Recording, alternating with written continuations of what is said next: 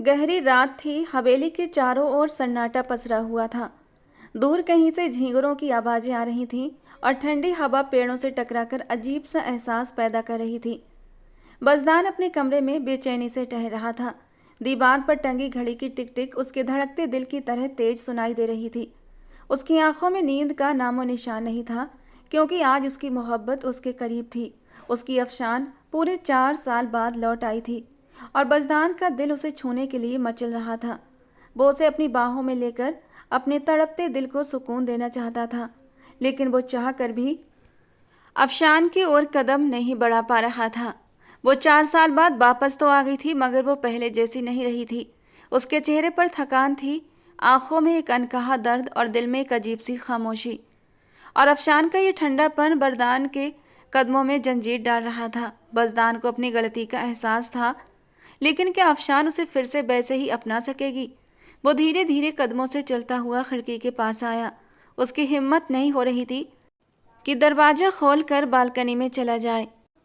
वो खिड़की से ही बालकनी के बाहर देखने लगा, जहां अफशान बैठी हुई थी और आसमान की ओर देखते हुए जैसे किसी उलझन में हो। बज़दान की बेचैनी बढ़ने लगी थी। उसने खुद को बहुत मजबूत बनाया। वो अफशान का सामना करना चाहता था, उसके गुस्से को सहने के लिए भी तैयार था, क्योंकि बज़दान ने हरकत ही ऐसी की थी। उसने गलती की थी, बल्कि वो तो अफशान से थप्पड़ खाने के लिए भी राजी था। लेकिन जब से अफशान वापस आई थी, उसके होठों पर एक भी सवाल नहीं था। वो तो खुद बिखरने लगा था। वो चाहता था कि अफशान उससे लड़े, उसे ताने मारे, उसके गुनाहों की सजा दे, मगर ये चुप्पी तो उसे अंदर ही अंदर मार रही थी। क्या वो अब मुझसे कभी पहले की तरह बात करेगी? उसने खुद से सवाल किया। उसने गहरी सांस ली और धीरे से बालकनी का दरवाजा खोलते हुए अफशान की ओर बढ़ने लगा। अफशान ने शायद उसकी आहट सुन ली थी, पर उसने कोई प्रतिक्रिया न दी। बज़दान ने हिम्मत करके कहा, अफशान, ये चांद को यूं घूरने से तुम्हारे सवालों का जवाब नहीं मिलेगा। अफशान ने एक पल के लिए उसे देखा, फिर वापस आसमान की ओर देखने लगी। मेरे सवालों के जवाब देने के लिए तुमने 4 साल लगा दिए बज़दान। अब मुझे जवाबों की फिक्र नहीं रही। उसकी आवाज में नरमी थी, मगर दर्द भी। बज़दान को उसका ये बर्ताव और भी बेचैन कर गया। उसने आगे बढ़कर धीरे से उसकी कलाई थामी। मैंने जो किया उसका मुझे अफसोस है अफशान, पर क्या मेरे पास कोई दूसरा मौका नहीं बचा? अफशान ने पहली बार उसकी आंखों में देखा। उसकी निगाहें नम थीं, पर ठंडी भी। मोहब्बत बस अफसोस से नहीं चलती बज़दान। मोहब्बत के बदले मोहब्बत चाहिए होती है। बज़दान ने उसकी हथेलियां अपने हाथों में कसकर पकड़ लीं। मोहब्बत अफसोस से नहीं, लेकिन इंतजार से तो चलती है ना। और मैं तुम्हारे लिए 4 साल तक तड़पा हूँ। तुम्हें हर रोज मैंने याद किया है। तुम्हारी तलाश में हर जगह भटका हूँ। क्या ये सब कुछ भी नहीं? और अफशान का दिल तेजी से धड़कने लगा। उसकी नजरें झुक गईं, लेकिन बज़दान ने उसका चेहरा अपने हाथों से ऊपर उठाया। मैं तुम्हें कभी जाने नहीं दूंगा अफशान, अब नहीं। उसकी गहरी नम आंखों में प्यार था। बज़दान ने बेकरार होकर अफशान को खींचकर अपने सीने से भींच लिया। वो पूरे 4 साल से उसके लिए तड़प रहा था, और जब उसकी नरम वजूद को महसूस किया तो जैसे उसके पूरे शरीर में ठंडक सी उतर गई थी। उसकी रूह को एक सुकून मिला था। अफशान उसकी बाहों में कसमसाई थी, लेकिन उसके कानों के पास अपने होंठ लाकर सरगोशी वाले अंदाज में बोला, नहीं अफशान, जितनी सजा देनी थी दे ली, अब तुमसे और दूर नहीं रह सकता। ये कहते कहते उसने अपने होंठ अफशान के कानों पर रख दिए थे। वो धीरे धीरे उसके वजूद की नरमी में खोने लगा था, लेकिन अचानक ही अफशान ने उसे जोर से धक्का दिया था और वो 2 कदम पीछे हटा और हैरानी से अफशान को देखने लगा, जिसकी आंखों में आंसू चमक रहे थे। मेरे करीब आने से पहले मुझसे 4 सालों का हिसाब तो ले लो बज़दान। मैंने ये 4 साल कहाँ गुजारे, कैसे गुजारे? शायद हकीकत जानने के बाद तो मेरे करीब आना भी पसंद न करो। जबकि बज़दान आंखें फाड़े अपनी मोहब्बत को देख रहा था, और जैसे ही अफशान ने होंठ खोले थे और जो कुछ बज़दान खान को बताया, बज़दान को ऐसा लगा उसके सर पर आसमान गिर पड़ा हो।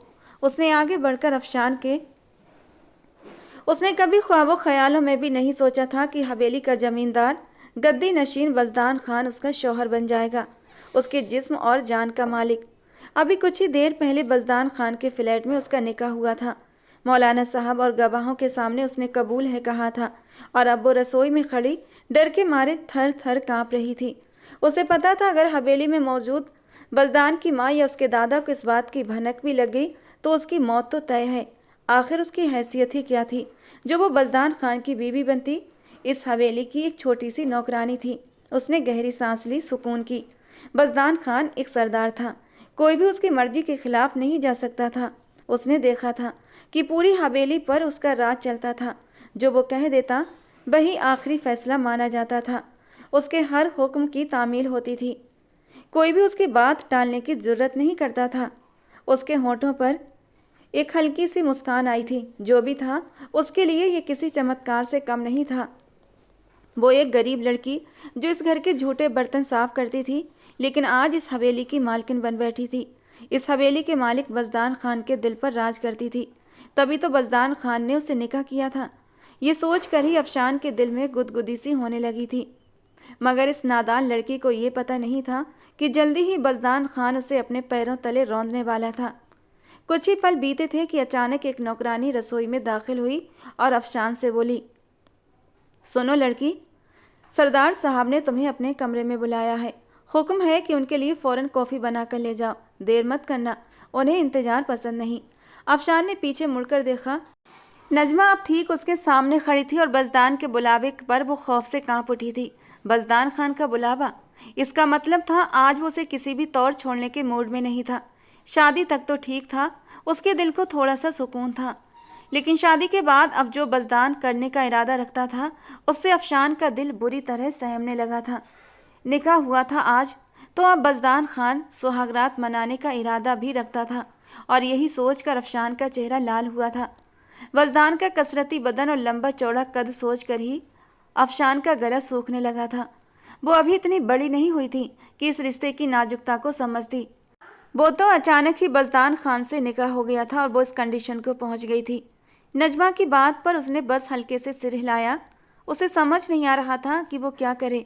क्या उसे बज़दान के कमरे में जाना चाहिए? क्या उसे उसके हुक्म की तामील करनी चाहिए? यही सब सोच सोच कर उसका दम घुटने लगा था। लेकिन जाना बेहद ज़रूरी था, क्योंकि उसे पता था अगर उसने बज़दान के हुक्म की नाफरमानी की तो किसी भी सूरत में उसे रिहाई नहीं मिलेगी। ये निकाह भी तो एक जिद ही था। उसे याद था जब वो पहली बार इस हवेली में आई थी, ये काम उसे उसकी सहेली के जरिए मिला था। उसके घर की हालत बेहद नाजुक थी। पिता बहुत बीमार थे और अम्मी इस काबिल नहीं थी कि बाहर जाकर नौकरी कर सकें। इसीलिए उसने हिम्मत की और घर की चौखट लांग ली। वो सिर्फ 17 साल की थी और 18वीं साल में कदम रखा ही था। नई नई जवानी थी, रंग रूप खूब खिलकर आया था। माँ बाप के पास पढ़ाई के पैसे नहीं थे तो सरकारी स्कूल में पढ़कर अपने शौक़ को पूरा कर रही थी, लेकिन घर के हालात ने इस शौक़ को पूरा न होने दिया और 12वीं के बाद ही उसने पढ़ाई छोड़ दी। पड़ोस में रहने वाली पीनों के जरिए उसे सरदार हवेली में काम मिल गया था और उस दिन उसकी खुशी का कोई ठिकाना न था। मगर किस्मत ने उसके साथ खेल खेला था। उसी दिन उसकी सरदार बज़दान खान से टक्कर हो गई थी और ये बिल्कुल इत्तफाक था। उस दिन उसका हवेली में पहला दिन था और वो डरी सहमी अंदर दाखिल हुई थी। हवेली की खूबसूरती में वो इतना खो गई थी कि उसे अपने आसपास का भी कोई होश नहीं रहा था और वो सीधी बज़दान खान के सीने से टकरा गई थी। बज़दान, जो अपने ही ख्यालों में मोबाइल पर बात करते हुए बाहर जा रहा था, अचानक किसी नर्म नाजुक जिस्म से टकराया और उसके हाथ में पकड़ा मोबाइल ज़मीन पर गिरकर चकनाचूर हो गया। जबकि अफशान के हलक से घबराहट भरी एक हल्की सी चीख निकली थी। वो गिरने ही वाली थी कि बज़दान ने उसे कमर से थाम लिया। वो नाजुक सी लड़की उसकी मजबूत बाजुओं में कांपने लगी और बज़दान तो बस वहीं ठहर गया था। उसने अपनी ज़िंदगी में बहुत हसीन चेहरे देखे थे, दुनिया की कई देशों की खूबसूरती को अपनी आंखों से परखा था, लेकिन ये रूप कुछ अलग ही था। बिल्कुल सादा सा रंग रूप था, लेकिन नए नक्श बहुत तीखे थे। सबसे बढ़कर उसके चेहरे की मासूमियत। ऐसी मासूमियत उसने पहले कभी नहीं देखी थी। वो नज़रों से सीधा बज़दान के दिल में उतर रही थी। 17-18 साल की मासूम लड़की, पर खूबसूरती ऐसी कि कोई भी देखता रह जाए। गुलाबी आभा लिए बादामी रंगत, बड़ी बड़ी हिरनी जैसी आँखें, छोटी सी नाक, खूबसूरती से तराशे हुए गुदाज होंठ और फिर वो कहर ढाता हुआ तिल जो उसके होंठों के पास था। बज़दान बस उसे देखता ही रह गया था। वो तो इस दुनिया में लौटा ही तब जब अफशान ने कांपते हुए लहजे में कहा, साईं छोड़ दें। उसकी आवाज़ भी उसकी तरह ही खूबसूरत और मासूम थी। बज़दान ने उसे बड़ी सावधानी से खड़ा किया। वो बस उसके सीने तक ही आती थी। और वो 26 साल का एक लंबा चौड़ा गठीला इंसान था, सरदार बज़दान खान। पठान खानदान से होने के चलते कुदरत ने उसे भी बेइंतहा हुस्न से नवाजा था। गोरी लाल रंगत, जमी हुई मूछें, जेल से सेट किए बाल, वो किसी रियासत के शहजादे से कम नहीं लगता था। यकीनन इस वक्त वो पंचायत में जा रहा था। वैसे तो उसका ज़्यादातर काम शहर में ही होता था, लेकिन गांव के मामले भी वो देख लिया करता था। उसकी नेचर ये थी कि वो हर चीज़ को काबू में रखता था, अपनी पकड़ में रखता। लेकिन अफशान, जैसे ही उसकी नज़र बज़दान पर पड़ी वो कांपने लगी। सरदार बज़दान से टकराना कोई मामूली बात नहीं थी। इस गलती की उसे बहुत बड़ी सज़ा मिल सकती थी। कुछ कहने से पहले ही वो उसके कदमों में बैठ गई और थरथराती आवाज़ में गिड़गिड़ाई, सरकार, अल्लाह के लिए हमें माफ़ कर दें। हमने आपको देखा नहीं था। अगर देख लेते तो कभी ये गुस्ताखी न करते। अल्लाह की कसम, हम कभी आपके सामने नहीं आएंगे। जबकि बज़दान के होठों पर एक हल्की सी मुस्कुराहट आई थी। वो पहली नज़र में ही समझ गया था, ये लड़की न सिर्फ मासूम थी बल्कि बेवकूफ़ भी। एक पल के लिए ही सही, मगर उसका दिल तेज़ी से धड़क उठा था। और फिर वो बिना कुछ कहे बाहर चला गया, क्योंकि वो ज़्यादा देर रुककर उसकी जादू भरी आंखों में और डूबना नहीं चाहता था। मगर यही एक पल था जिसने सरदार बज़दान खान को हिलाकर रख दिया था। पहली बार किसी लड़की को देखकर उसका दिल धड़क उठा था, लेकिन वो लड़की उससे उम्र में बहुत छोटी थी और एक मामूली नौकरानी भी। वो ये बात किसी से कह भी नहीं सकता था कि वो छोटी सी लड़की के इश्क में सिर्फ चंद लम्हों में ही गिरफ्तार हो गया था। उस दिन पंचायत में हुए फैसलों पर भी उसका ध्यान नहीं गया था, वरना जब भी वो पंचायत में बैठता उसकी वाहवाही होती थी। लोग उसकी अक्लमंदी पर ताली बजाते थे, उसके इंसाफ की मिसालें दी जाती थीं। लेकिन आज आज वो किसी और ही दुनिया में खोया हुआ था। उस रात वो जल्दी ही हवेली लौट आया, वरना आम तौर पर तो पंचायत से रात 10 बजे तक लौटता था। लेकिन आज वो सीधे अपने कमरे में गया और एक मुलाजिमा के जरिए अफशान को अपने कमरे में बुलवा लिया, क्योंकि उसका दिल अफशान को देखने के लिए बुरी तरह मचल रहा था। जब कुछ देर बाद अफशान ने हल्की दस्तक दी और अंदर दाखिल हुई और सामने बैठे बज़दान को देखा तो उसकी रूह कांप गई। वो समझी थी शायद किसी और साहब ने उसे बुलाया होगा, मगर उसके बहमो गुमान में भी नहीं था कि सरदार बज़दान खान ने उसे याद किया है। सुबह हुए हादसे के बाद वो दोबारा इतनी जल्दी बज़दान के सामने आना नहीं चाहती थी, लेकिन अब आ गई थी तो वापस भी नहीं पलट सकती थी। बज़दान का कमरा एक शहजादे के महल की तरह सजा हुआ था, लेकिन अफशान, उसका तो दम घुट रहा था। उस कमरे की खूबसूरती उसे दिखाई ही नहीं दे रही थी, क्योंकि कमरे में मौजूद उस शख्स को देखकर उसके हाथ पांव सुन्न हो चुके थे। बज़दान ने उसे बेहद दिलचस्प निगाहों से देखा। ढीले ढाले बैगनी कलर का सलवार सूट पहने, दुपट्टा गले में लापरवाही से पड़ा हुआ था। या तो वो बहुत मासूम थी या फिर बहुत ज़्यादा बेवकूफ़। ढीले ढाले जॉर्जेट के सूट से उसकी नौखेज जबानी उभर कर सामने आ रही थी, जिसे उसने छुपाने की कोई कोशिश नहीं की थी। और बज़दान की निगाहें उसके वजूद पर उलझने लगी थीं। होठों में कंपन हुआ था, गले में जैसे कांटे से चुभने लगे थे। उसके जज्बात बुरी तरह मचलने लगे थे। उसने जल्दी से अपनी नज़रें अफशान के ऊपर से हटाई थीं। मैंने तुम्हें यहाँ सफाई के लिए बुलाया है, खड़े होकर कांपने के लिए नहीं। बज़दान के ठंडे लहजे ने अफशान की रूह तक जमा दी। उसकी आवाज़ सुनकर ऐसा लगा जैसे उसकी जान निकल जाएगी। वो बज़दान से बेहद डर रही थी, जबकि ना उसने अब तक कुछ कहा था, ना ही कोई हुक्म दिया था। लेकिन फिर भी उसकी पर्सनालिटी ही ऐसी थी कि जो भी मासूम दिल रखता वो उसके आसानी से डर में आ जाता था। बज़दान ने उसे घूरते हुए फिर से कहा, फ़ौरन आओ और मेरी अलमारी के कपड़े सही करो और मेरा एक सूट निकाल कर उसे आयरन भी कर दो, कल मीटिंग पर जाना है। उसका हुक्म सुनते ही अफशान तेजी से अलमारी की ओर बढ़ी, लेकिन उसके हाथ बुरी तरह कांप रहे थे। दिमाग बिल्कुल सुन्न हो गया था। अगर उसका बस चलता तो वो इसी वक्त इस कमरे से भाग जाती, बल्कि इस हवेली से ही चली जाती। वैसे भी उसकी ड्यूटी का वक्त पूरा हो चुका था, लेकिन बज़दान के बुलावे ने उसे एक नई मुसीबत में डाल दिया था। अगर उसे पता होता ये कमरा सरदार बज़दान खान का है तो वो कभी भी इसके पास से भी न गुजरती। अब वो बज़दान के बताए हुए कपड़ों को निकालने की बजाय कई चीज़ों को इधर उधर कर चुकी थी। बज़दान जो अब तक बेड पर बैठा उसे गहरी नज़रों से देख रहा था, उसकी घबराहट की असली वजह वही था। उसे अपनी पीठ पर किसी की जलती हुई निगाहों का एहसास हो रहा था, और वो अच्छी तरह जानती थी कि देखने वाला कौन है। अभी वो कुछ निकाल ही रही थी कि बज़दान बिस्तर से उठा, चुपचाप उसके पीछे आकर खड़ा हो गया, और जैसे ही उसके पास से उड़ती महंगे परफ्यूम की तेज खुशबू उसके नथनों से टकराई, उसका दम घुटने लगा। बज़दार ने धीरे से अफशान के हाथ पर हाथ रखा और एक सफ़ेद जोड़ा निकालकर उसके हवाले कर दिया। फिर उसकी आंखों में देखते हुए सरगोशी की, अगर इतनी ही डरती रहोगी तो मुझे खुश कैसे करोगी? मेरा मतलब है, हवेली में तुम्हारा यही तो काम है, अपने मालिकों का काम करना और उन्हें खुश करना। और फिर मुझे खुश करना इतना आसान नहीं है, क्योंकि मेरे इरादे तो बहुत ख़तरनाक हैं। चेहरे पर मदहोशी के रंग लिए वो अफशान के चेहरे को गौर से देखते हुए बोला। उसके सुलगते लहजे ने अफशान की सांसें रोक दी। उसका चेहरा लाल हो गया। वो सरदार बज़दान शाह को देख रही थी। अभी वो कुछ कहती उससे पहले ही बज़दार ने उसकी कमर में हाथ डाला और अपनी ओर खींच लिया। अफशान की नरम धड़कनें धीरे से बज़दान के सीने से मिस हुई थीं और ये नरम स्पर्श पाते ही बज़दान का दिल बुरी तरह धड़क उठा था। बेखुदी में भरकर वो उसके लबों पर झुकने ही वाला था कि अचानक अफशान में न जाने कहाँ से हिम्मत आ गई। उसने तेजी से हाथ उठाया और एक जोरदार थप्पड़ सरदार बज़दान खान के चेहरे पर जड़ दिया। एकदम से बज़दान की पकड़ ढीली पड़ी थी। अफशान ने एक झटके से सफ़ेद जोड़ा वहीं फेंका और बाहर भाग गई। सरदार बज़दान खान अपनी जगह बिल्कुल सन्न खड़ा रह गया था। उसे यकीन नहीं आ रहा था कि ये छोटी सी लड़की उसके मुंह पर थप्पड़ मारकर चली गई है। लेकिन जब थोड़ी देर बाद उसका सन्नाटा टूटा तो उसने अपने जिस्म में एक तेज गुस्से की लहर दौड़ती महसूस की। उसने पल भर में अपने कमरे का सारा सामान इधर उधर बिखेर दिया। शीशे के सामने खड़े होकर उसने खुद को देखा।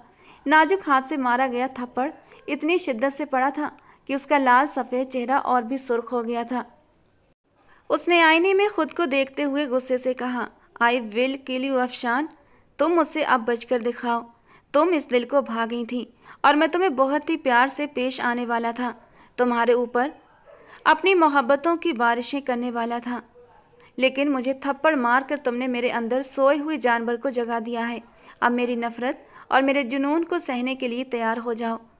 अपनी जिद पूरी करने के लिए उसने अफशान को रास्ते से ही उठाकर सीधे अपने शहर वाले फ्लैट पर ले गया और उसके सामने एक पैकेट फेंकते हुए बोला, इसे पहनकर तैयार हो जाओ। आज की रात बहुत स्पेशल होने वाली है मेरे लिए। और हाँ, याद रखना, मेरा हुक्म न मानने की सज़ा बहुत बड़ी मिलेगी तुम्हें। उसकी आंखों में चमकते रंग देखकर अफशान बुरी तरह सहम चुकी थी। उसने डरते कांपते हाथों से वो पैकेट खोला। लाल रंग की बहुत ही खूबसूरत साड़ी थी, कुछ ज्वेलरी थी और कुछ मेकअप का सामान भी था। रोते हुए उसने वो साड़ी पहन ली थी, लेकिन अफशान का दिल अंदर ही अंदर रो रहा था। उसका जी चाह रहा था कि बज़दान कभी लौटकर उसके पास ना आने पाए, उसके साथ कुछ ऐसा हो जाए कि वो अफशान के करीब ना आने पाए। लेकिन खुदा को तो कुछ और ही मंजूर था। अपने ठीक बताए हुए टाइम पर वो कमरे में दाखिल हुआ था और अफशान जो सोच रही थी कि वो मर जाएगी लेकिन बज़दान को अपने करीब नहीं आने देगी, और जिसका वो इंतज़ाम पहले ही कर चुकी थी। उसकी मुट्ठी में दबा ब्लेड जिस पर उसने अपनी पकड़ मजबूत बनाई थी, लेकिन बज़दान की बात ने उस पर जैसे हैरतों के पहाड़ तोड़ दिए थे। जब उसने कहा कि मैं तुम्हारे साथ निकाह करना चाहता हूँ, और फिर उसे कोई मौका दिए बिना सीधा धमकी दी कि अगर उसने निकाह से इनकार किया तो मैं तुम्हारे साथ बिना निकाह के ही रिश्ता बनाऊंगा। उसके बाद तुम्हारे माँ बाप को भी गांव से निकाल दूंगा। उसके हाथ में ताकत है, वो कुछ भी कर सकता है। और अफशान ये बात अच्छे से जानती थी। उसने चुपचाप निकाह के लिए रजामंदी दे दी और निकाह के बाद वो उसे वापस हवेली ले आया था। और अफशान को पता था कि जब उसने निकाह किया है तो वो अफशान को इतनी आसानी से तो नहीं छोड़ेगा। और अब वाकई उसने उसे अपने कमरे में बुला लिया था। सारी बातें याद करके उसने गहरी सांस हवा के हवाले की। उसने अपने हाथ को देखा। उसका दिल किया कि इस हाथ को तोड़कर फेंक दे। सिर्फ इसी हाथ की वजह से वो आज इस मुसीबत में फंसी थी। उसे पता था कि बज़दान खान आज उससे बदला लेकर ही मानेगा। आज अपने ख़ास तौर पर उसे अपने कमरे में बुलाया था। वो खामोशी से कमरे की ओर बढ़ गई। हुक्म टाल भी नहीं सकती थी। पहली बात तो कि वो उसकी गुलाम थी, उसकी नौकरानी थी। दूसरी बात, अब वो उसकी बीवी बन चुकी थी। उसका बदन कांप रहा था, दिल कर रहा था किसी तरह यहाँ से भाग जाए, लेकिन अब वो बुरी तरह बेबस थी। घर पर बाप बीमार था, माँ इस काबिल नहीं थी कि कहीं जाकर नौकरी कर सके। इसी वजह से वो यहाँ तक आई थी। हवेली में आए हुए उसे सिर्फ 2 हफ्ते हुए थे और इस दौरान उसके साथ जो कुछ भी हुआ था उसे आज अपने फैसले पर अफसोस हो रहा था कि उसने सरदार हवेली में काम करने के बारे में सोचा ही क्यों। काश पीनो उसकी नौकरी कहीं और लगवा देती तो आज उसे ये सब कुछ सहना न पड़ता। कमरे के दरवाजे पर पहुंचकर उसने गहरी सांस ली और हल्की सी दस्तक दी। पहली दस्तक पर ही अंदर से आवाज़ आई, आ जाओ, दरवाज़ा खुला है। बज़दान की भारी आवाज़ सुनकर उसकी हथेलियां पसीने से भीग गईं, आंखों में आंसू भरने लगे। वो लगातार अपने रब का नाम दोहरा रही थी। उसकी यही दुआ थी, आज उसकी इज्जत सलामत रहे, उसके साथ कुछ भी गलत ना हो, क्योंकि उसे पता था अगर इस आदमी ने उसके साथ रिश्ता बनाया तो वो उसकी गिरफ्त से कभी बाहर न आ सकेगी। उसने कभी नहीं सोचा था कि वो बज़दान खान की दुल्हन बनेगी, वो भी इस तरह। हाँ, वो उसे बेहद पसंद करती थी, उसकी शख्सियत उसे प्रभावित करती थी, उसका इंसाफ, उसकी अक्लमंदी, उसकी हर चीज़ उसे पसंद थी। लेकिन जब से उस आदमी ने ज़बरदस्ती करने की कोशिश की थी और अब जबरन निकाह कर लिया था, तब से उसका दम घुटने लगा था। अब उसे वो आदमी एक आंख नहीं भाता था। उसका बस चलता तो वो उसका काम तमाम कर देती। वहशी दरिंदा कहीं का, अपने होठों ही होठों में बड़बड़ाया था। उसने एक बार फिर अपने अंदर हिम्मत जमा की और दरवाज़ा खोल कर अंदर दाखिल हो गई। वो सामने ही बेड से टेक लगाए बैठा था और सिगरेट के कश खींच रहा था। उसे सिगरेट से हमेशा से एलर्जी रही थी। उसका चेहरा लाल सुर्ख होने लगा।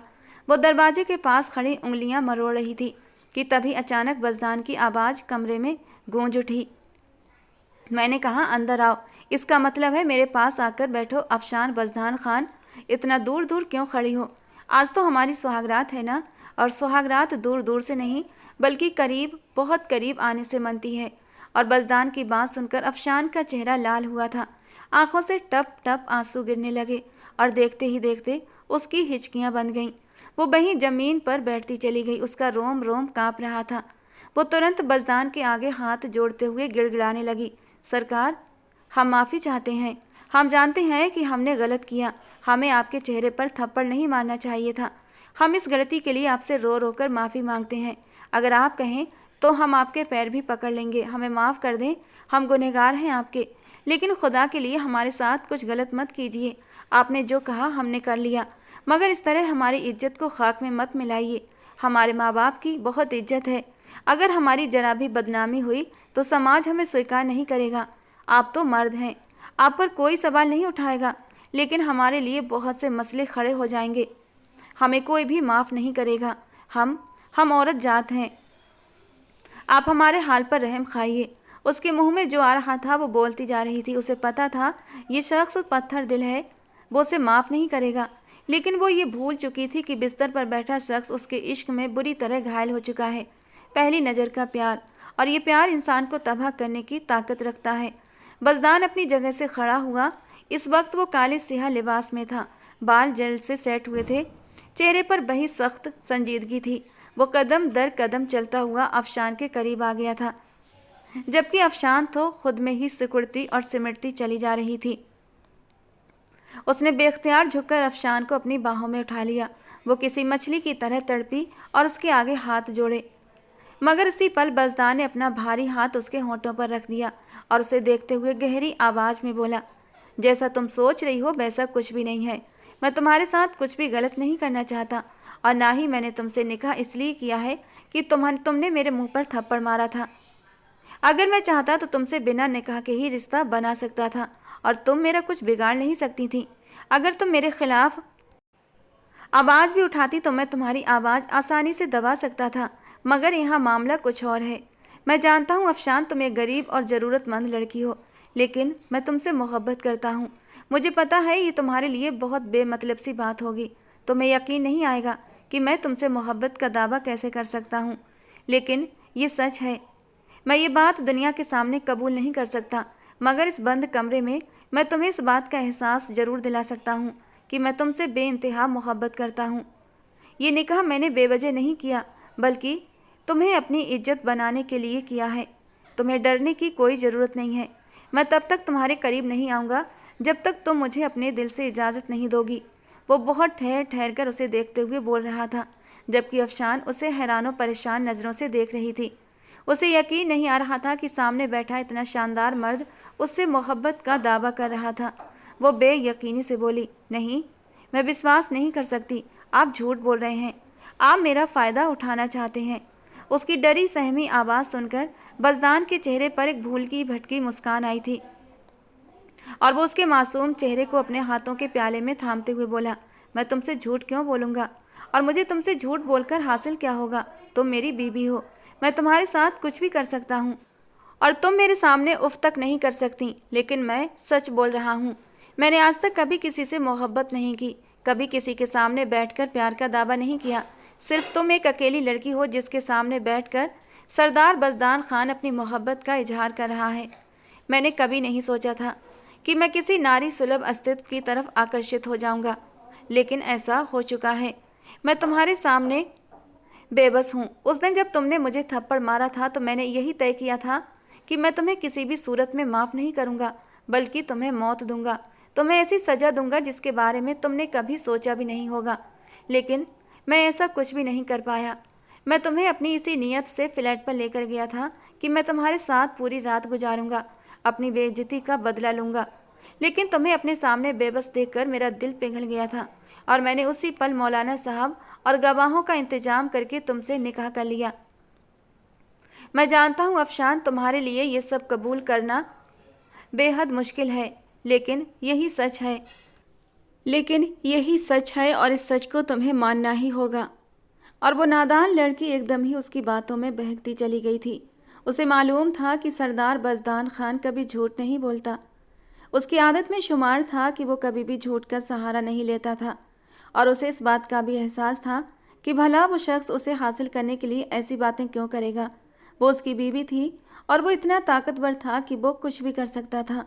लेकिन अगर वो मोहब्बत का इजहार कर रहा था तो उसमें कहीं भी झूठ शामिल नहीं था। मुझे आप पर यकीन है। नजरें झुकाकर उसकी लरजती पलकें, कांपते होंठ और चेहरे पर फैली लाली इस बात की गवाह थी कि इस रिश्ते को शुरू करने के लिए अफशान की तरफ से हाँ है। और उसकी हाँ मिलते ही बज़दान बुरी तरह मदहोश हुआ था। उसने एकदम अफशान को अपने करीब किया था और उसे समझने का मौका दिए बिना उसके होठों को अपनी गिरफ्त में ले लिया था, जबकि वो एकदम से थम सी गई थी। पाँव के अंगूठे से लेकर कान की लौ तक वो लाल पड़ चुकी थी, जबकि बज़दान उससे अपनी तिश्नगी मिटाने लगा था। वो हर चीज़ भुलाकर उसके वजूद में गुम हो गया था और फिर वो धीरे धीरे उसकी खूबसूरती को हर पर्दे से आज़ाद करने लगा, जबकि अफशान उसकी हर शरारत पर शर्म से लाल हो जाती। और जब उसकी खूबसूरती पूरी तरह बज़दान के सामने आई थी तब वो आंखें हटाना भूल गया था। धीरे से उसने अपनी गर्म हथेलियों का स्पर्श अफशान की नाजुक धड़कनों पर रखा था और उन धड़कनों की नरमी को महसूस करते ही वो जैसे किसी नई दुनिया में पहुंच चुका था। जबकि शर्म से लाल होती अफशान खुद एक नई दुनिया की सैर कर रही थी। जैसे जैसे बज़दान के हाथ फिसल रहे थे वैसे वैसे अफशान एक सुखद अनुभूति का एहसास कर रही थी। ऐसा सुकून, ऐसा नशा जिसमें वो बिन पिए ही बहकने लगी थी। अगले ही पल उसने कसकर बज़दान की कमर में अपनी नाजुक उंगलियां जमा दी थीं और उसके होठों से एक मदहोश भरी सिसकी निकली थी। बज़दान के होठों पर एक हल्की सी मुस्कान आई थी। उसने बड़े ही प्यार से अफशान को अपनी ओर खींचा था। बज़दान की जान, आज बज़दान की संगत में तुम्हें वो सुकून मिलेगा जो कहीं और मिल ही नहीं सकता था। ये कहकर वो उसे बड़े ही प्यार से उठाकर बेड पर लाया था और अपने प्यार की बारिशें उस पर पूरी तरह उंडेलने लगा, जबकि वो अब तक इस एहसास से अनछुई थी। बज़दान के स्पर्श पाकर कुछ ही पलों में उसके साथ मदहोश होने लगी थी, जबकि वो थोड़ी थोड़ी देर में उसे ऐसी मीठी चोट देता कि वो पल भर में ही अपना होश गंवा देती। वक्त धीरे धीरे गुजरने लगा और सरदार बज़दान खान ने एक ऐसे नाजुक सी हसीना को अपनी आगोश में समेट कर उसे इस हकीकत से रूबरू करवाया कि वो उस पर अपना हक रखता है, उससे मोहब्बत करता है। काफ़ी देर तक वो उसके वजूद में गुम रहा और फिर कहीं जाकर उससे अलग हुआ था, जबकि अफशान का हाल बेहाल हो गया था। वो निढाल होकर एक तरफ लेटी गहरी गहरी सांसें लेते हुए अपने दिल की धड़कनों को संभालने की कोशिश कर रही थी, जबकि बज़दान भी उसके माथे पर प्यार करता हुआ उससे अलग हुआ था। थैंक यू सो मच बज़दान की जान, इतना सुकून मुझे आज तक नहीं मिला। बज़दान ने एक नज़र उसके नाजुक वजूद पर डाली थी। एक पल के लिए वो शर्मिंदा भी हुआ था। वो जानता था जो कुछ उसने किया वो कहीं ना कहीं गलत था। अभी वो इन सब चीज़ों के लिए तैयार नहीं थी, लेकिन वो अपने जज्बात के हाथों मजबूर हो गया था।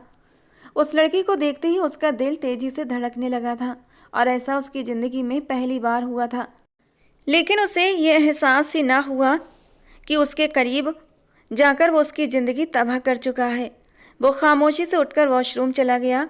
कुछ पल बाद जब वो वॉशरूम से बाहर आया तो देखा वो अपनी चादर अपने चारों ओर लपेट रही थी। यकीनन वो बाहर जाने का इरादा रखती थी। वो कमरे से बाहर कदम निकालती इससे पहले ही बज़दार ने उसकी कलाई थाम ली थी और फिर उसे दीवार से पिन करते हुए उसके कान में सरगोशी भरी आवाज़ में बोला, अपना ख्याल मेरी अमानत समझ कर रखना। मैं जानता हूँ जो कुछ हुआ वो बहुत जल्दबाजी में हुआ है। शायद इस रिश्ते को हमें थोड़ा टाइम देना चाहिए था, लेकिन ये जज्बात होते ही बड़े मुंहजोर हैं, इनके आगे इंसान बेबस हो जाता है। लेकिन मेरी बात पर यकीन रखना, मैं बज़दार खान तुमसे बहुत मोहब्बत करता हूँ। तुम मेरी हो और हमेशा मेरी ही रहोगी। सरदार की बीवियाँ कभी इधर उधर नहीं देखती, बस सिर्फ और सिर्फ अपने खान की इज्जत बनकर रहती हैं। खान अपना सब कुछ निछावर कर सकता है, लेकिन अपनी इज्जत नहीं, यहाँ तक कि इज्जत पर अपनी जान भी वार देता है। अफशान के चेहरे पर एक मुस्कान आई थी। वो शर्माते हुए लहजे में बोली, जी खान, मैं आपकी बात समझ रही हूँ। उसका चेहरा लाल हो रहा था। यकीनन वो बज़दान की बातों पर ईमान ले आई थी। बज़दान ने उसके मासूम चेहरे को देखा जो उसकी शिद्दतों से लाल हो रहा था। उसके माथे पर एक मोहब्बत भरा स्पर्श दिया और उसके गाल पर हाथ रखते हुए बोला, फ़िलहाल के लिए तुम घर जाओ और आराम करो। कल टाइम से काम पर आ जाना और अपने शौहर की सेवा भी कर लेना। आखिर उसे भी तो तुम्हारी सेवा की ज़रूरत महसूस होगी ना। वो उसके मानी खेज अंदाज को बखूबी जानती थी, इसलिए शर्माते हुए कमरे से निकल गई, जबकि पीछे बज़दार ने एक ज़ोरदार कहकहा लगाया था। जो वो चाहता था वो हासिल कर लेता था। उसे अपने आप पर गुरूर था। वो उस लड़की से मोहब्बत करता था, लेकिन साथ ही उसे बर्बाद भी करना चाहता था, क्योंकि उसने उसके चेहरे पर थप्पड़ मारा था, एक सरदार के चेहरे पर थप्पड़ मारा था। और आज उसने अफशान को पाकर ये साबित कर दिया था कि सरदार के लिए कुछ भी नामुमकिन नहीं। एक गहरी सांस लेकर उसने अपना आप आईने में देखा था। बाल सवार कर वो शहर की ओर रवाना हो गया। उसका इरादा अपने बिजनेस पार्टनर से मिलने का था, जो कई दिनों से उससे एक ज़रूरी बात करना चाहता था और बज़दार से मिलने के लिए बेताब था। एक लंबी दूरी तय करके वो शहर पहुंच चुका था और सबसे पहले अपने बिजनेस पार्टनर रहमान शाह से मुलाकात की। दोनों ने एक दूसरे को देखा और गले मिले। वे दोनों गहरी दोस्ती रखते थे। रहमान ने बज़दार का उस मुश्किल वक्त में साथ दिया था जिसे वो कभी भूल नहीं सकता था। इसी वजह से बज़दार हमेशा उसे इज्जत देता था, उसे अपनी सर आँखों पर बिठाता, उसकी कोई बात ठुकराता नहीं था। आज भी शायद वो कोई अपनी मांग लेकर ही आया था, जिसे बज़दार पूरा करने का पूरा इरादा रखता था। वे दोनों एक होटल में बैठे हुए थे। इरादा तो बिजनेस मीटिंग का था, लेकिन उससे पहले ही बज़दार रहमान की वो ज़रूरी बात सुनना चाहता था, जिसके लिए वो कई दिनों से बेचैन हो रहा था।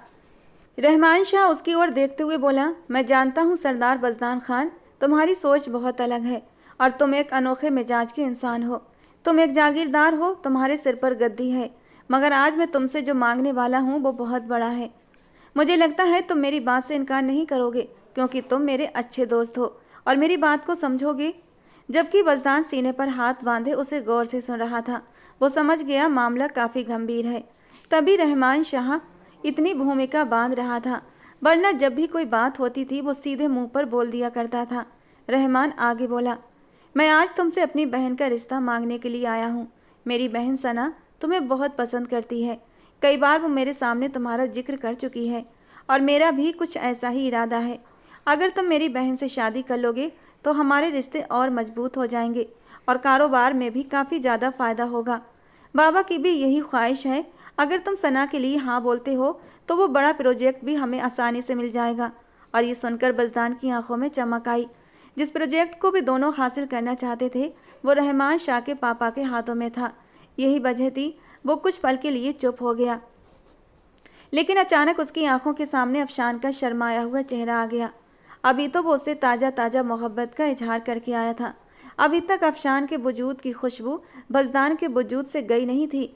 ऐसा लग रहा था जैसे वो अभी तक उसकी बाहों में लिपटी हुई है और वो उसके नरम वजूद को महसूस कर रहा है। और अब सना से निकाह। वो कुछ पल के लिए खामोश रहा, फिर रहमान से बोला, मैं तुम्हारे जज्बात और तुम्हारी बात को समझ रहा हूँ। वो प्रोजेक्ट हमारे लिए बेहद ज़रूरी है और सना भी एक अच्छी लड़की है, लेकिन फिर भी रहमान मुझे सोचने के लिए वक्त चाहिए। मैं गद्दी का वारिस हूँ और अपने बाप दादा की मर्जी के खिलाफ शादी नहीं कर सकता। पहले मुझे उन्हें ये बात बतानी होगी, तभी ये रिश्ता तय हो सकता है। इसीलिए मुझे 1-2 महीने का वक्त चाहिए। ये सुनकर रहमान की बातें खिल गईं। वो खुशी जाहिर करते हुए बोला, बिल्कुल, तुम्हें जितना वक्त चाहिए मैं उतना वक्त तुम्हें देने के लिए तैयार हूँ, लेकिन प्लीज़ बज़दार मेरी बात समझने की कोशिश करना। ये प्रोजेक्ट हम दोनों के लिए बहुत ज़रूरी है। इसलिए जितना जल्दी हो सके अपना फैसला सुना दो। बाबा हर हाल में तुम्हें ये प्रोजेक्ट देने के लिए राजी हैं, लेकिन अगर तुम सना के रिश्ते के लिए हाँ बोलते हो तो। वजदान सोच में पड़ गया था। उसे समझ नहीं आ रहा था कि वो क्या कहे। फिलहाल के लिए उसने अपना दिमाग इस तरफ से हटा दिया और सिर्फ डिनर करके हवेली लौट आया। अगले दिन सुबह सुबह उसे किसी काम के सिलसिले में फिर से शहर जाना पड़ा। हालांकि उसका दिल तो नहीं चाह रहा था, वो अफशान को देखना चाहता था, लेकिन उसके काम पर आने से पहले ही उसे शहर आना पड़ा और अब रात होने को आई थी। अब तक तो अफशान अपने घर भी चली गई होगी। इसके साथ साथ उसके दिमाग में रहमान की बातें भी आने लगीं। ड्राइविंग करते समय भी उसके दिमाग में यही सब चलता रहा। क्या उसे सना के लिए हाँ बोल देनी चाहिए? अगर वो हाँ बोल देता तो फिर अफशान का क्या होता? ये सोचते ही कुछ पलों के लिए उसने अपनी गाड़ी रोकी। अफशान उसके लिए बहुत अहमियत रखती थी। उसने बेबसी से अपना हाथ स्टीयरिंग व्हील पर मारा था। क्यों वजदान, इतना सोच विचार आखिर क्यों कर रहे हो? तुमने तो उससे बदला लेने के लिए शादी की थी ना। अब उसे पा लिया तो उसे भूल कर अपनी नई जिंदगी की शुरुआत करो। अपने ख्यालों से परेशान होकर वो जोर जोर से ना में सर हिलाने लगा। हाँ, मैंने उससे बदला लेने के लिए शादी की थी, लेकिन अब वो मेरे लिए बहुत अहम हो गई है। एक रात की संगत में वो मेरी पूरी जिंदगी बन चुकी है। मैं उसे कभी यूँ बीच राह में छोड़कर नहीं जा सकता, क्योंकि मैं उससे मोहब्बत करता हूँ। उसने ये बात अपने दिल से स्वीकार कर ली। हाँ, वो उसे पसंद करता है और ये पहली बार हुआ था कि वजदान खान को कोई पसंद आया था। कुछ देर सोचने के बाद उसने अपनी गाड़ी का रुख अफशान के घर की ओर डाल दिया। वो घर में दरवाज़ा खटखटाकर अंदर नहीं जाना चाहता था, बल्कि छुपकर अंदर जाना चाहता था। कुछ वक्त उसके साथ बिताकर फिर वो हवेली लौटना चाहता था। उसका दिमाग बहुत उलझा हुआ था और फिलहाल उसे सुकून चाहिए था, और सुकून सिर्फ अफशान के पास था। कुछ ही देर में वो गांव की सीमा में दाखिल हो गया और सीधा अपनी गाड़ी अफशान के घर के सामने रोकी। वो दरवाज़ा खटखटाने की बजाय घर में कूद गया। 2 कमरों का वो कच्चा सा मकान बहुत ही खूबसूरती से सजाया गया था। उसने घर को देखते ही धीरे से कहा, घर है या साबुनदानी, इतना छोटा? मगर फिलहाल उसने अपना ख्याल अपने दिमाग से झटक दिया था। उसकी महबूब बीबी इसी घर में थी, इसीलिए अभी के लिए ये मकान उसे बहुत आलीशान लग रहा था। वो धीरे धीरे चलता हुआ एक कमरे के पास रुका। झांक कर देखा तो 2 चारपाइयाँ पड़ी थीं। वो समझ गया ये अफशान के माता पिता का कमरा है। यकीनन उसकी बीबी दूसरे कमरे में थी। वो सीधा दूसरे कमरे में दाखिल हुआ, दरवाज़ा अंदर से बंद किया और फिर चारपाई की ओर बढ़ा। अफशान गहरी नींद में थी जब अचानक उसने अपने चेहरे पर किसी का स्पर्श महसूस किया। उसने झट से अपनी आंखें खोल दीं और वजदान को अपने ऊपर झुका देखकर उसकी सांसें थम गईं। वो कुछ कहती इससे पहले ही वजदान उसके और भी करीब आ गया और उसे अपने एहसास का यकीन दिलाने लगा। वो धीरे धीरे उसके वजूद की नरमियों में खोने लगा और अफशान भी उसकी बाहों में समा गई।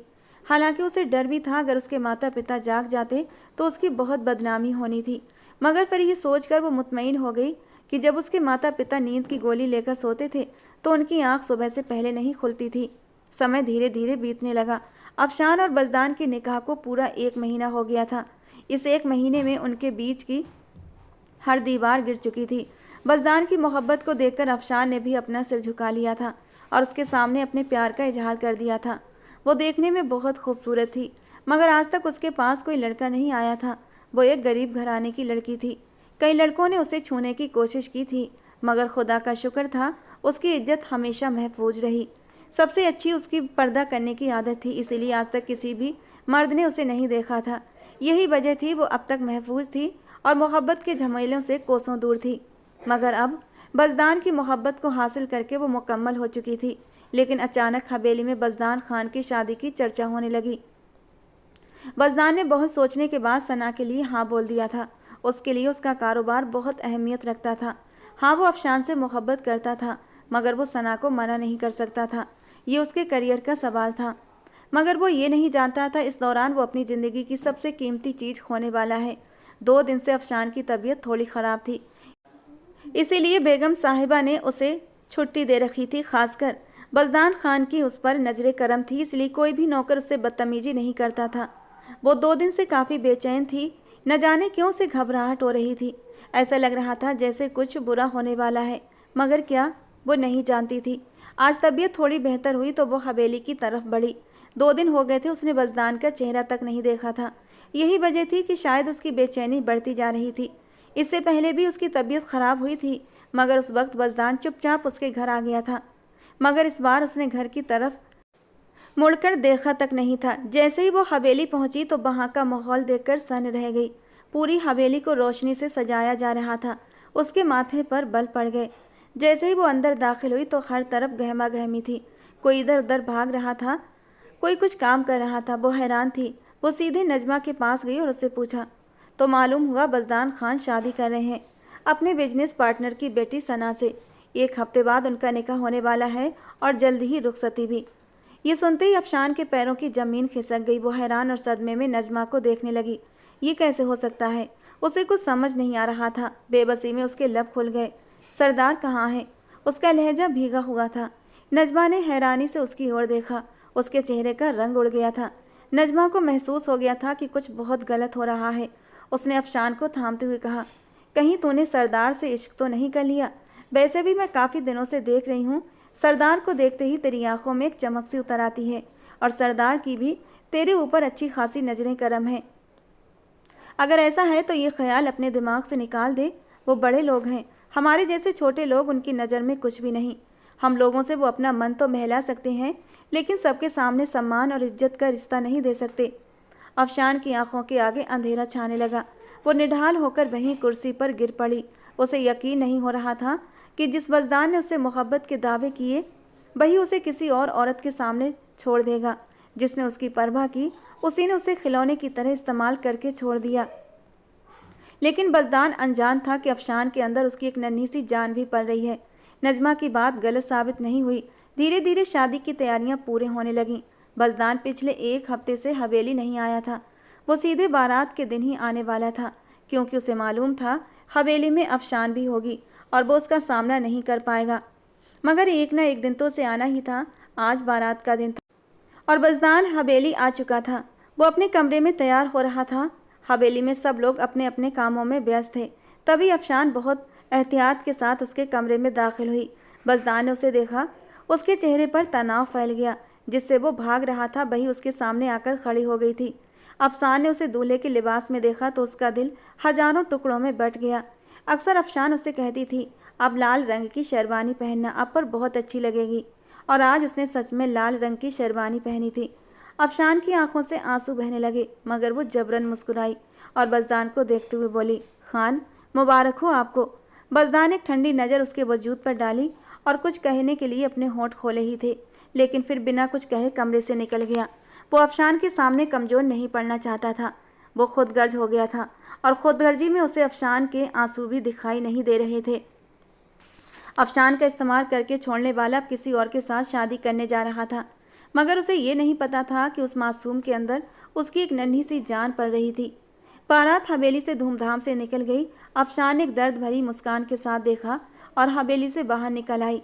वो सीधा सड़क की ओर बढ़ने लगी। उसे मालूम था ये कदम उसके लिए बहुत ख़तरनाक हो सकता है। उसे रास्तों का कोई इल्म नहीं था, मगर वो बेबस थी। उसने घर से निकलते वक्त कुछ सामान अपने साथ लिया था। कुछ पैसे भी थे जो कभी बज़दान ने उसे दिए थे। वो सब सामान लेकर शहर जाने वाली बस में बैठ गई, मगर उसका दिल बेकाबू हो रहा था। उसे डर लग रहा था, क्या उसके लिए ये कदम सही था? यही सोच सोचकर वो पागल होने के करीब आ गई थी। कुछ ही देर में बस चल पड़ी और शहर की ओर रवाना हो गई। उसने ठान लिया था, मैं बज़दान खान को इतना तड़पाऊंगी कि उसे एहसास होगा मोहब्बत क्या चीज़ होती है। और ये हकीकत थी। जल्दी या देर से यही होना था। मगर दूसरी तरफ बज़दान निकाह के लिए पहुंच चुका था और ठीक निकाह के वक्त सना अपने आशिक के साथ भाग गई। ये सच नहीं था कि सना बज़दान को पसंद करती थी। वो तो किसी और से मोहब्बत करती थी। बज़दान का बिजनेस पार्टनर रहमान और सना का बाप ये शादी करवाना चाहते थे, मगर सना ने मौका देकर सबकी आंखों में धूल झोंक दी और बहुत दूर निकल गई। बज़दान गुस्से के मारे तड़प कर रह गया था, लेकिन कुछ कर नहीं सका। उसकी इज्जत धूल में मिल गई थी। सब लोग उस पर थू थू कर रहे थे। उसे यकीन नहीं हो रहा था, ये मेरे साथ क्या हो गया। वो तुरंत ही वहाँ से निकलकर हवेली की ओर बढ़ गया। पूरे गांव को मालूम हो गया था कि सरदार बज़दान खान की शादी होने वाली है, और अब ये बात पूरे गांव में फैल गई थी कि बज़दान खान की होने वाली बीबी अपने आशिक के साथ भाग गई है और उनकी बहुत बदनामी हुई थी। 2 दिन गुजर जाने के बाद अचानक उसे अफशान का ख्याल आया। 2 दिन बीत चुके थे और अफशान से उसकी मुलाकात नहीं हुई थी। वो सीधे नजमा के पास गया और नजमा ने बताया कि वो तो अपने घर पर है, 2 दिन से हवेली आई ही नहीं है। उसका माथा ठनका, ऐसा तो हो ही नहीं सकता था। अफशान की माँ उसे हर हाल में नौकरी पर भेजती थी, आखिर वो कहाँ जा सकती है। वो सीधा अफशान के घर गया और वहाँ जाकर पता चला कि 2 दिन हो गए हैं, लेकिन अफशान का कोई अता पता नहीं है और उसका दिमाग एकदम चकरा गया था। पहले सना और अब अफशान, उसका दम घुटने लगा था। सना के भाग जाने से उसे कोई फर्क नहीं पड़ा था, लेकिन अफशान के चले जाने से ऐसा लग रहा था जैसे किसी ने उसका दिल मुट्ठी में जकड़ लिया हो। वक्त धीरे धीरे गुजरने लगा, लेकिन अफशान की कोई खैर खबर नहीं थी। कुछ महीनों के बाद उसकी हालत खराब होने लगी। वो पागलों की तरह अफशान को ढूंढने लगा। वो खुले खजाने अफशान को ढूंढ रहा था, क्योंकि उसने घर में सबको बता दिया था कि उसने अफशान से निकाह कर लिया था। और अब पूरे गांव को मालूम हो गया था कि सरदार बज़दान खान अफशान से निकाह कर चुके हैं। जब ये बात हवेली में फैली तो सब लोग दंग रह गए थे कि एक नौकर की बेटी से सरदार ने शादी कर ली, मगर अब उसे किसी की परवाह नहीं थी। वक्त गुजरता जा रहा था और वो अफशान को ढूंढने के पीछे पागल हो गया था, लेकिन अफशान उसे नहीं मिल रही थी। धीरे धीरे अफशान को गए पूरे 4 साल बीत चुके थे। इस दौरान बज़दान से कई बार कहा गया कि वो शादी कर ले, लेकिन वो चुप रहता। उसके पास कहने के लिए कुछ बचा ही नहीं था। वो बस खामोश बैठा रहता, सिर्फ पंचायतें के कामों में अपना वक्त गुजारता था। उसने अपना कारोबार भी रहमान से अलग कर लिया था, क्योंकि उसी आदमी की वजह से उसकी मोहब्बत अफशान उससे दूर हुई थी। वो जानता था कि सना से निकाह करके वो गलती कर रहा है, लेकिन बिजनेस के कारण वो मजबूर था। उसने सोचा था कि निकाह के बाद वो अफशान को भी अपनी बीवी की तरह अपनाएगा और उसे एक अलग घर में रखेगा और सबके सामने उसे वो हक और सम्मान देगा जिसकी वो हकदार थी। मगर कुदरत को कुछ और ही मंजूर था। कहते हैं जब किसी चीज़ के लिए सच्चे दिल से दुआ मांगी जाए तो अल्लाह उसे ज़रूर पूरी करता है। वो हर तहज्जुद में अफशान के लिए दुआ मांगता था कि वो उसे मिल जाए। उसकी मोहब्बत में वो हर पल तड़प रहा था और अल्लाह से उसकी तरफ से मांगी गई दुआ कबूल कर ली थी।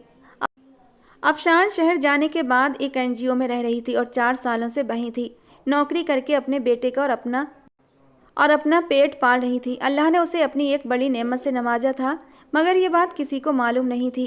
कई दिनों बाद बज़दान किसी काम से शहर आया। उसकी गाड़ी एक सिग्नल पर रुकी, जब अचानक किसी एहसास के तहत उसने दाईं ओर देखा और वहीं ठहर गया। ये वही चेहरा था जिसे वो कभी भूल नहीं सकता था। वो काले रंग के लिबास में थी, बाल बिखरे हुए थे, सिर पर दुपट्टा जमाए काफ़ी घबराई हुई लग रही थी। एक छोटे बच्चे का हाथ पकड़े वो सड़क पार करने के लिए गाड़ियों के रुकने का इंतजार कर रही थी। मगर जैसे ही बज़दान की नज़र उस बच्चे पर पड़ी वो सब समझ गया था, ये उसका ही खून था। बच्चा बिल्कुल बज़दान की कॉपी था। वो तड़प कर गाड़ी से बाहर आया, दौड़कर अफशान की ओर बढ़ा।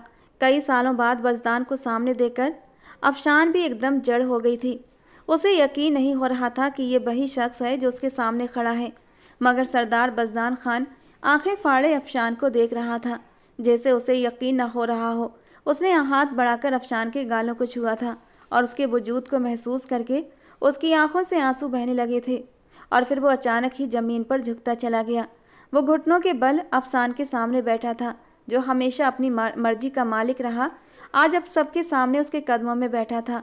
हाथ जोड़ते हुए कहा, मुझे माफ़ कर दो अफशान, खुदा के लिए मेरी ख़ता को माफ़ कर दो।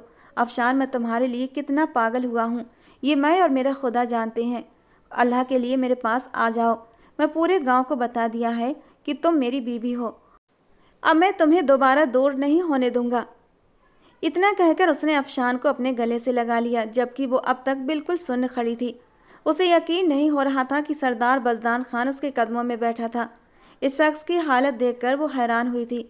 उसकी आंखों के नीचे काले घेरे पड़ चुके थे, चेहरा मुरझाया हुआ था। वो पहले से काफ़ी कमज़ोर भी लग रहा था। तभी 3 साल का रेयान तड़प कर अपनी माँ से लिपट गया। जैसे ही बज़दान ने अपने पैरों पर किसी के छोटे छोटे हाथों का एहसास किया, वो एकदम चौंका।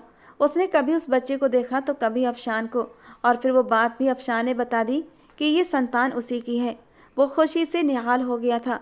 उसने एक बार भी ये सवाल नहीं पूछा कि वो कहाँ रह रही थी, ये 4 साल उसने कहाँ गुजारे थे। उसने एक बार भी ये नहीं कहा कि ये बेटा उसका है या नहीं। उससे अफशान पर यकीन था और उसका यही यकीन अफशान के दिल में एक बार फिर उसके लिए मोहब्बत जगा चुका था। वो उसे लेकर हवेली आ गया था। उनका स्वागत बहुत ही शानदार अंदाज में किया गया था।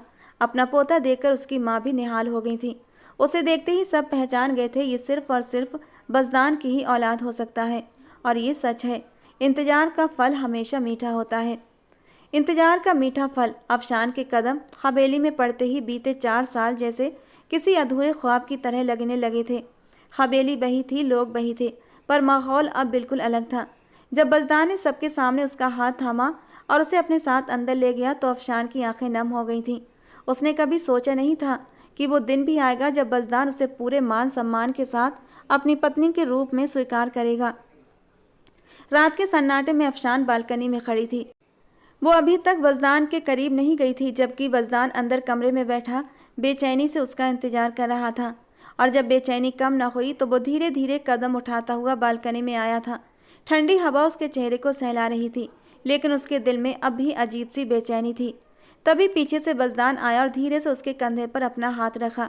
अफशान ने झटके से पीछे देखा। उसकी आंखों में ढेरों सवाल थे, और जब वज़दान उसके करीब होने लगा तो उसने वज़दान को एक धक्का दिया था। पहले तो बज़दान हैरान हुआ, फिर धीरे से मुस्कुराया और बोला, अभी भी मुझसे डरती हो? डरती नहीं हूँ, लेकिन पहले 4 सालों का हिसाब तो ले लो। मैं कहाँ रही और कैसे रही? मैंने बहुत मुश्किल से ये 4 साल गुजारे हैं। एक अकेली औरत के लिए इस दुनिया में सिर्फ और सिर्फ भेड़िए बसते हैं। मैं जिस एनजीओ में रहती थी वहाँ का मालिक मेरे ऊपर गंदी नज़र डालता था। एक दिन वो मेरे कमरे में घुस आया था। उस वक्त मैं 8 महीने की प्रेग्नेंट थी। मैं उसके आगे रोती रही, लेकिन उसको मेरे ऊपर रहम नहीं आया था।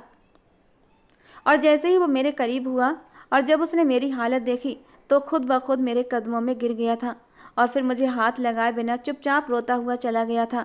खुदा ने उसके दिल में अपना खौफ पैदा कर दिया था कि वो एक प्रेग्नेंट औरत को हाथ न लगा सका, लेकिन कुछ पल के लिए ही सही उसने मुझे अपनी बाहों में ज़रूर भरा था।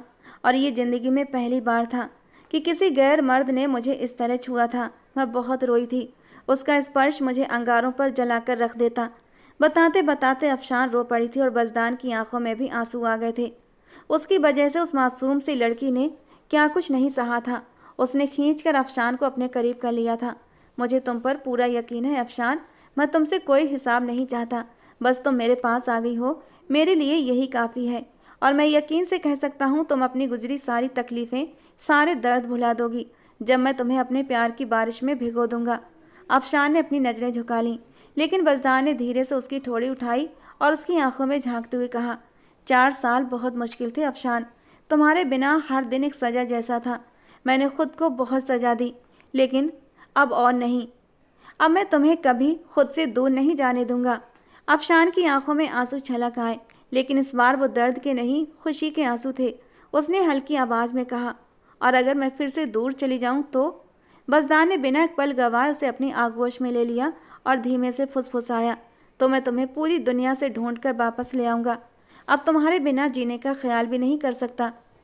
अगले कुछ हफ्तों में हवेली में हर कोई खुश था। अफशान और बज़दान के बीच अब पहले जैसी दूरियां नहीं थीं।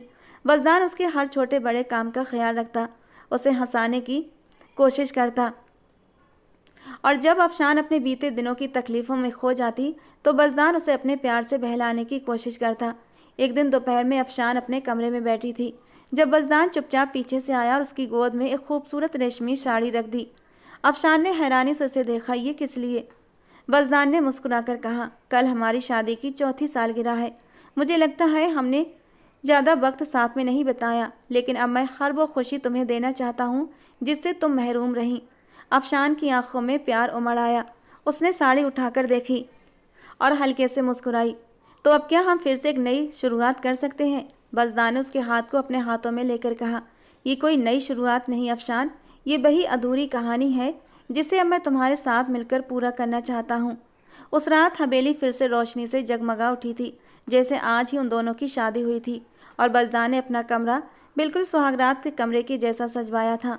और जब अफशान कमरे में दाखिल हुई तो उसकी धड़कनों ने बेख्तियार शोर मचाया था। 4 साल की वीरानी उसके दिल में अब भी मौजूद थी, और अब उस वीरानी को वो भरना चाहती थी अपने पति की बाहों में जाकर। और बज़दान जब कमरे में दाखिल हुआ तो उसने भी अफशान के सारे गिले शिकवे दूर कर दिए थे। उसे इस कदर मोहब्बत दी थी कि वो सब कुछ भूल कर उसे माफ़ कर चुकी थी। उनके रिश्ते में इस बार न कोई दर्द था, न कोई अफसोस, सिर्फ एक अधूरी मोहब्बत थी जो आखिरकार मुकम्मल होने जा रही थी। तो दोस्तों आज की हमारी कहानी आपको कैसी लगी कमेंट बॉक्स में ज़रूर बताना। पसंद आई हो तो प्लीज़ लाइक करना। रोज़ ऐसी ही रोमांटिक कहानी सुनने के लिए हमारे चैनल को सब्सक्राइब करना। मिलते हैं दोस्तों अगली किसी नई कहानी के साथ।